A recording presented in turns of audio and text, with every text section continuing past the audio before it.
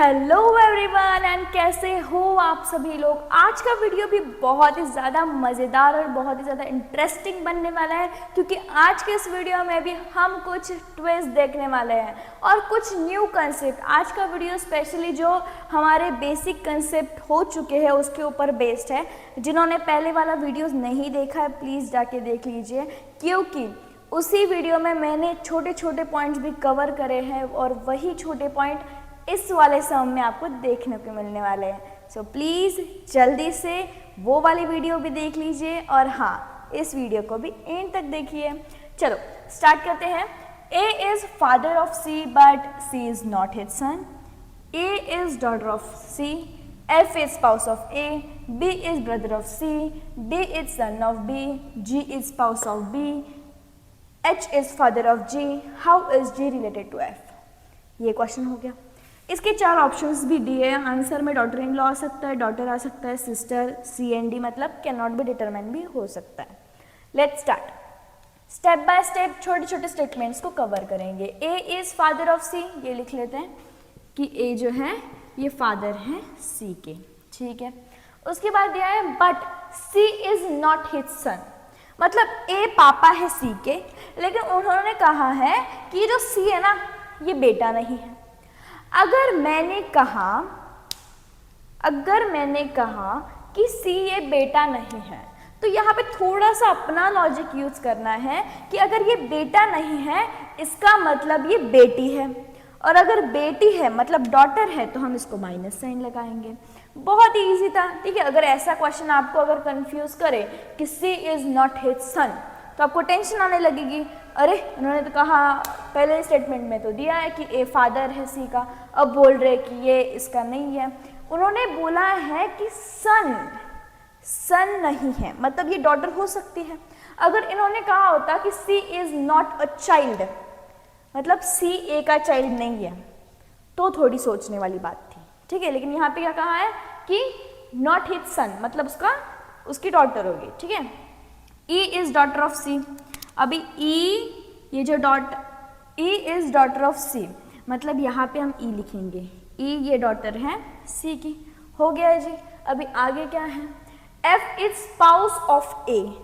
अगर आपने पार्ट 2 वाला वीडियो देखा होगा रीजनिंग का, तो आपको याद आया होगा कि स्पाउस मतलब जिसके साथ भी आप शादी करते हो, राइट, मतलब वो वाइफ या फिर हस्बैंड, दोनों में से कोई भी हो सकता है। एफ इज स्पाउस ऑफ ए। अभी ए मेल है, मतलब अगर ए हस्बैंड है तो शादी के बाद एफ हो गए इसके स्पाउस, मतलब एफ है इसकी पत्नी। अगर यहाँ पे ए को माइनस होता तो एफ को प्लस लग जाता, ठीक है। So let's start. अगर आगे का कंटिन्यू करते हैं, मतलब कि B is brother of C. B ये भाई है सी का, हाँ जी लिख लिया। अब उन्होंने बोला कि D is son of B.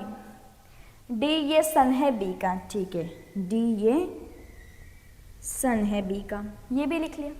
Ji is spouse of B. अभी जी इसकी स्पाउस है, ये भी लड़की निकली।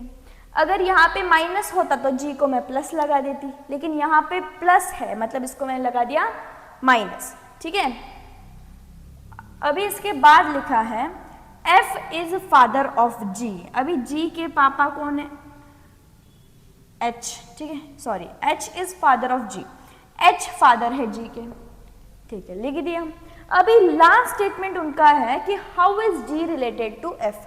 तो हमें ये लगाना है कि जी एफ से कैसे रिलेटेड है। देखो कैसे फाइंड आउट करेंगे, पहले देखो जी कहाँ पे, यहाँ पे जी दोस्तों, और उन्होंने पूछा है कि एफ, ठीक है, यहाँ पे है। तो सबसे पहले जी का पूछा है ना, जी क्या लगती है एफ की। हम एफ से लेकर जी तक जाएंगे। देखो ए का बच्चा सी है, सी और बी है, मतलब एफ का भी बच्चा ए और सी हो जाएगा, ठीक है, सॉरी सी और बी हो जाएगा। अब देखो एफ के बेटे की वाइफ, बेटे की वाइफ क्या लगती है, क्या लगती है बेटे की वाइफ, बहू लगती है। और बहू को हम इंग्लिश में क्या बोलते हैं दोस्तों, डॉटर इन लॉ। एकदम सही बात है। देखो कितना फास्टली आंसर आ गया हमारा। बस आपको यहाँ पे जो 2 कंसेप्ट आप यूजुअली यहाँ पे सीखे हो इसको भूलना नहीं है। क्या सीखे इस वाले इसमें कि अगर उन्होंने कहा है नॉट हिज सन तो उसकी डॉटर हो सकती है, अगर यहाँ पे कहा होता नॉट हिज डॉटर तो सन हो सकता है। स्पाउस मतलब जिसके साथ भी शादी होती है, पति हो या फिर पत्नी हो, कोई भी हो सकता है दोनों में से, ठीक है। और इस क्वेश्चन का आंसर आ गया हमारा daughter in law. I hope आपके सारे कंसेप्ट अब क्लियर हो चुके होंगे and thanks for watching. That's it for today. Thank you.